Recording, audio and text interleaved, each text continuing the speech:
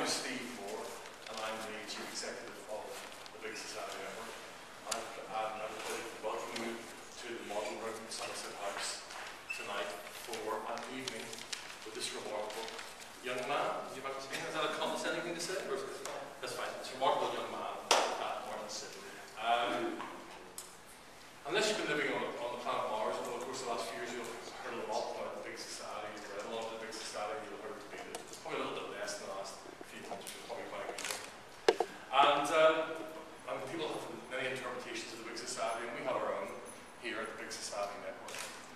And over the course of the last year, we've been looking at, we've tried to redefine what the Big Society is in our terms, based on our experiences and relationships we have. And for us, it's very much about looking at new ways of enabling people to come together, to give time, money, expertise, to engage in local communities, to engage in civil society, to engage with democratically in new ways.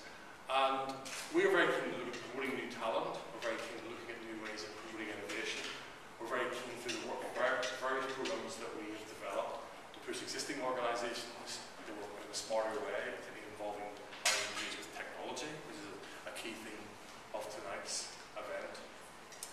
And increasingly we're trying to look at ways in which we can use those insights and that talent and that new innovation to launch and support big new social action campaigns. So over the course of the next 4 or 5 months, we have some very large national campaigns that we'll be launching to look at new ways of bringing people together across the country, to connect, to engage, to give time, money, share expertise and skills in new ways. And we do have a very small, quiet way here from Somerset House, but increasingly we're being very competitive and looking to work with businesses, to work with government, to work with charities, social enterprises to do that. And in the course of the development of that story, I happened to meet Martyn just before Christmas last year across the river at on the street cooperative. We developed a little event with a partner organisation. So we take a look at the issue of the Big Society and the issue of equalities. Except that the Big Society was looking at supporting kind of policy around inclusion. And just as about to start that event and give a little presentation, this guy came up to me and stopped me and said, I want some of your time today. I want to tell you my story. And here at the network, we're very keen to hear people's stories, we're keen to take their stories and share them more widely. So I met Martyn, and I was thrilled to meet him. I'm glad I've been able to support him. And earlier this year, he said to me, I want to come here and have a little evening where you can share your story with a group of people, a group of friends of the network. So we're delighted to do it tonight. So come along, listen to the story. We're delighted that a good friend of mine in the network, Carl James, has agreed to host the conversation tonight. And other friends of the network from Narrative are going to be capturing the outcome of the meeting in a visual form. So we'll take, essentially it's going to be a short conversation between Carl and Martyn.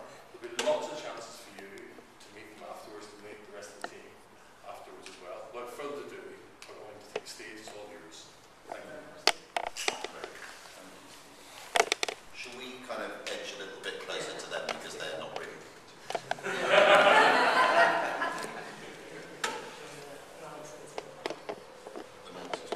So this is going to be a conversation, isn't it? That's the plan. Yeah. We have spoken before on the phone, not for very long, but we had a little plan, not so much about what we were going to say, but how we were going to say it. And I think that one of the reasons that Steve has asked me to be here and help Martyn to tell his story is that you do talks all the time, I presume, do you now? Here and there. But I have permission to just dig around a little bit and perhaps ask some of the questions that you might have in your heads here going on. Yeah, and your mum is here. Okay, it's very important that any questions. Does that mean are you allowed? Are you saying your mum isn't allowed to ask questions, or we should all work better? She knows everything. Okay. Yeah. So I'm not going to be saying as much as you. I think that's the idea. But I think I have permission to ask some good questions. That's how I see my job. So let's start with a nice big open question. Some people will know you very well here. Your mum.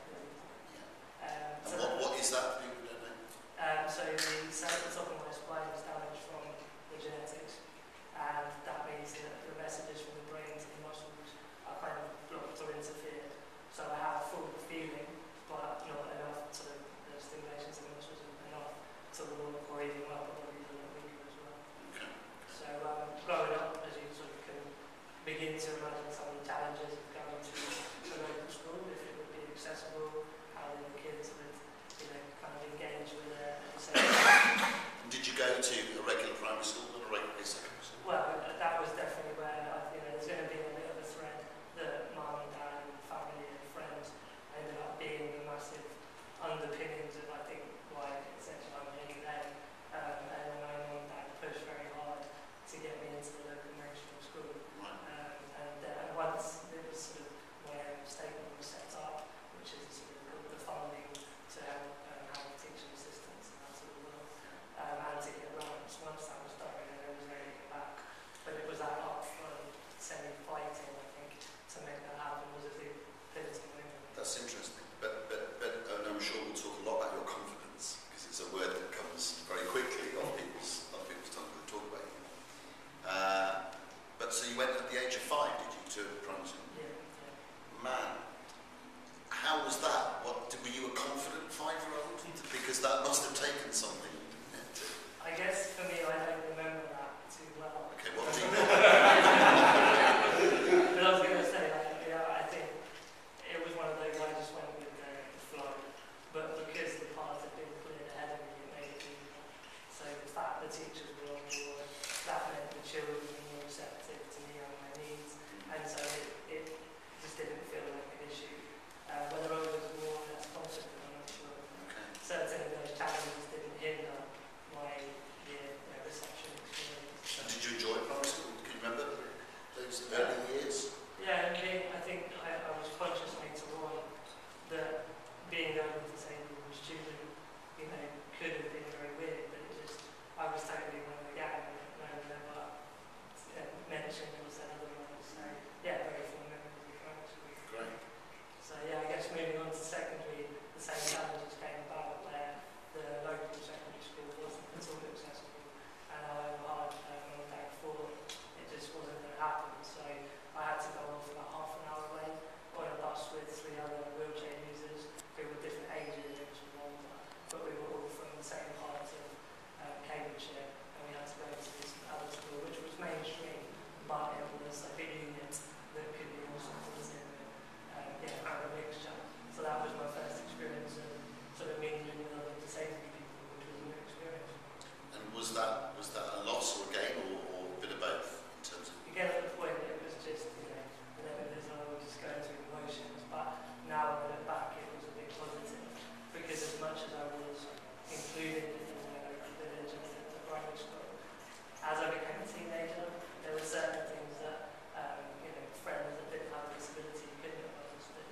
So to have the inclusion and the general, sort of going out and having fun with all the friends, disabled or not, but certainly to have 1 or 2 friends with a disability, very helpful to balance those fears that were very specific to being in a wheelchair and having care and that sort of stuff. And was that the sense of community that you're talking about? Was that just that you were going through similar experience? I mean, being a teenager is hard work, Yeah. right? Whatever. I have no idea what's different about being a teenager with a disability. Sure. What kind of things come up that wouldn't have come up in my teenager? Yeah, so to go to the toilet, I can't get on my own.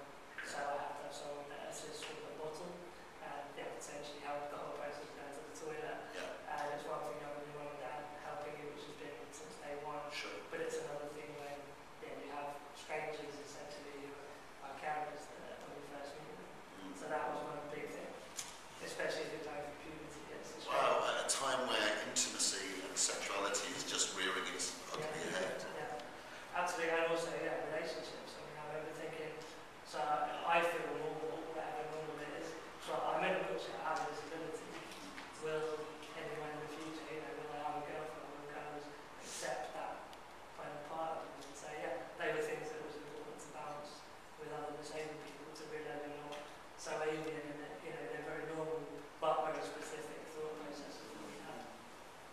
I'd like to ask how the girlfriend thing went. Can we come on to that later? We can, okay. Good, you're right. Good, all right. So when did you, it's interesting to know more about anyone. I think it's interesting to talk about challenges and obstacles. I don't know if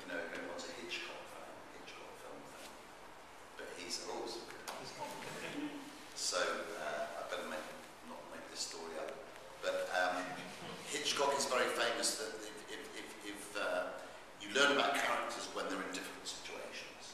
So if you're watching a Hitchcock film, someone's driving, they'll always hit red light. If they try and open the door, it'll always jar slightly, because you learn about someone when they hit a problem. So I want to ask you about the challenges and problems that you've had. I think part of the way that you have already inspired a lot of people is by talking, frankly about those things. But in our conversation last week, and I'd love it, maybe you can talk about this.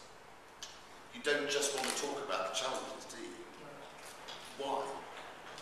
I guess because the way I've always overcome the challenges is to deal with them in whatever means is appropriate, but to move on and not sort of dwell upon how difficult and awkward that was, but then just to enjoy that and move on to the next part of life.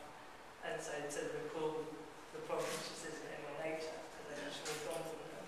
But since I've been doing a lot of my work online and trying to support, and maybe the word inspires is a good one as well. Why? Why is it? I mean, before, when I was a youngster, I never wanted to be inspirational or to be, to even to work with a disability. But I think as I moved into my career and worked at Scope, the disability charity, for about 5 years, the reason I'm doing what I do is I know there's a lot of people that are having these challenges, and to help provide a motivation and a reason to get over those challenges, that's why I do what I do. And when did you become aware of that? When did you become aware of the fact that the challenge was a challenge, you just get on with it and carry on with life? Did you realise that that was unusual? It's unusual. Well, okay. Good question. But I've certainly reflected on it since I started doing it. Prior to that, it was just me trying to go to uni, to get a job, to live life. It was just how you were. And that's how I was.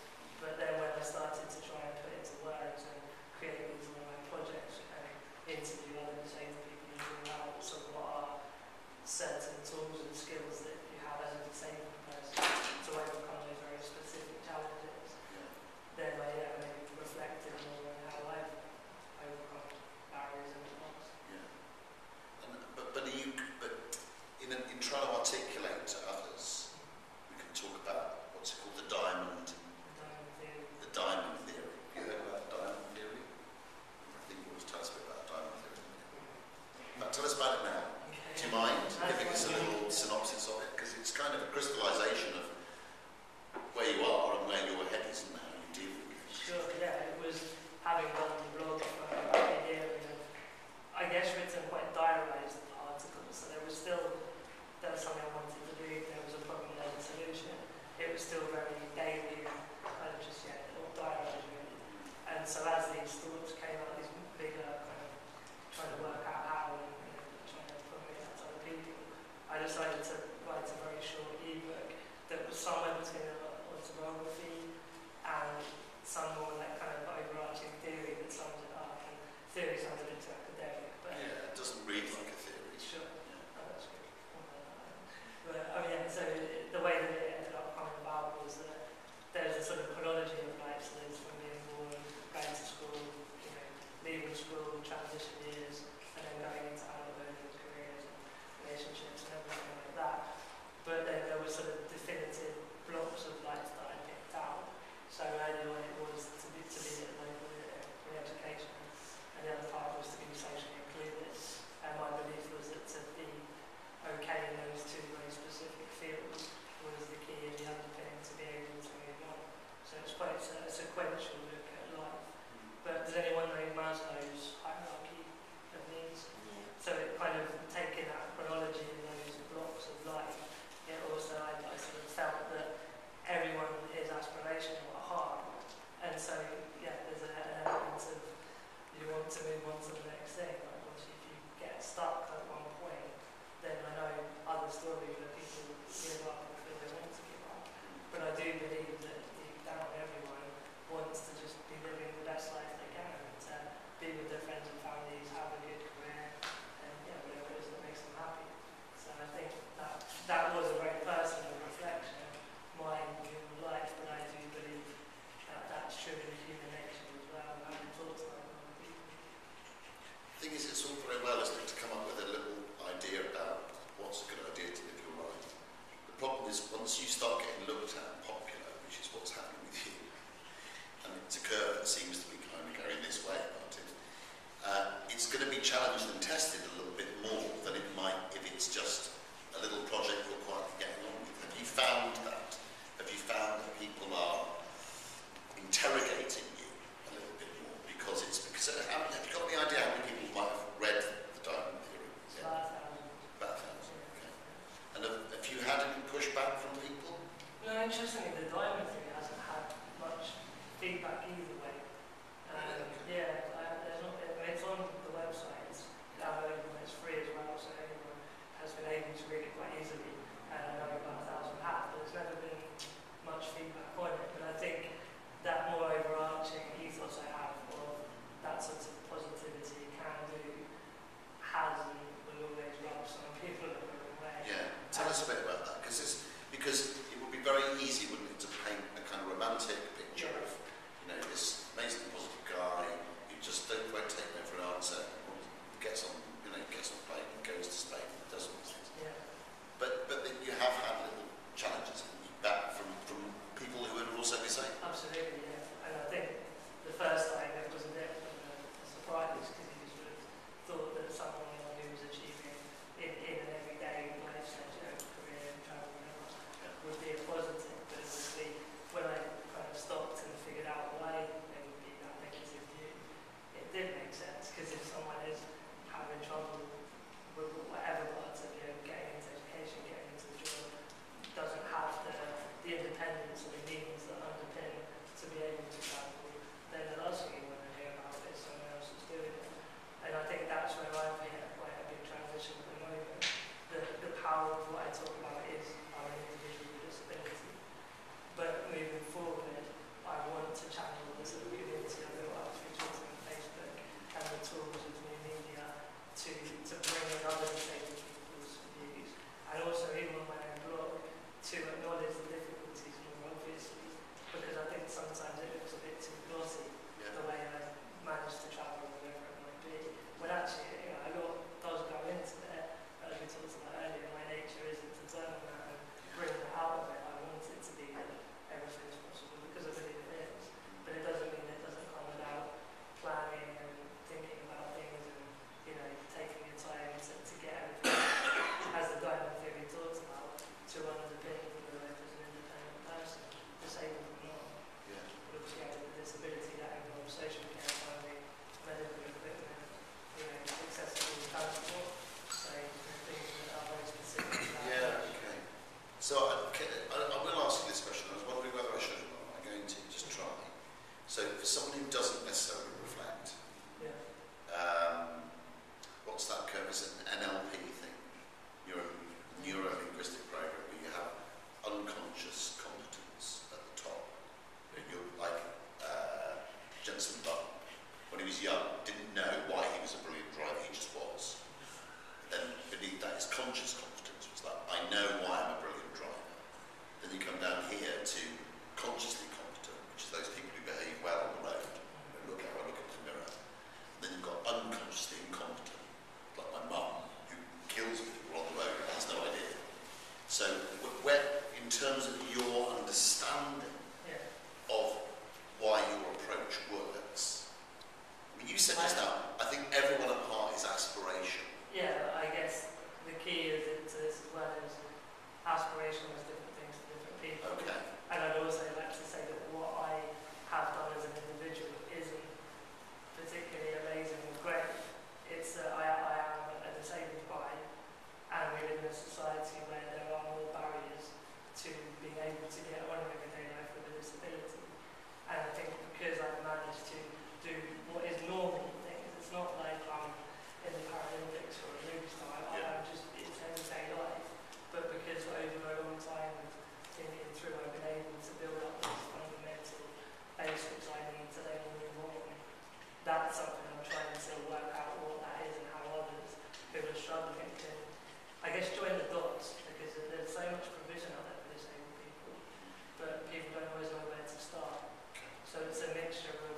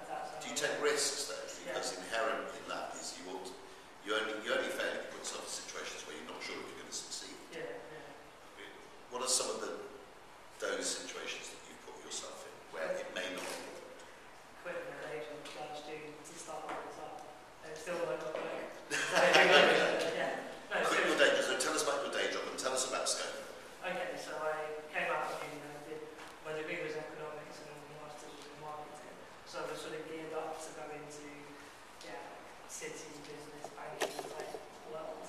Yeah. And then I applied a little bit with not a lot of success, and so well, it was a bit half-hearted.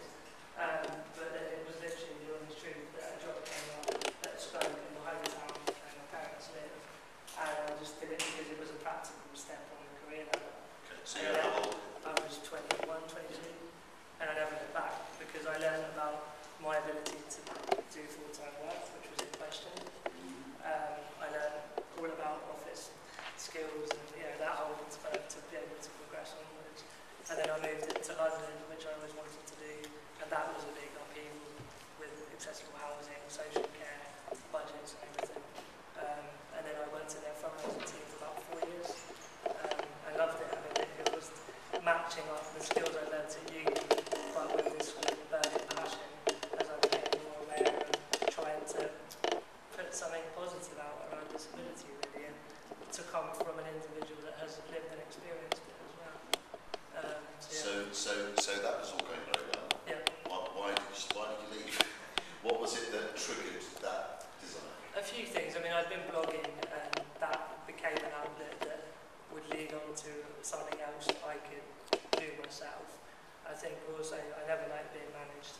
I always wanted to be my own boss anyway. And so just a few different things. And I think even when there was a possibility of creating my own social enterprise, and I'd been at Scope 5 years, so maybe it was time for a change.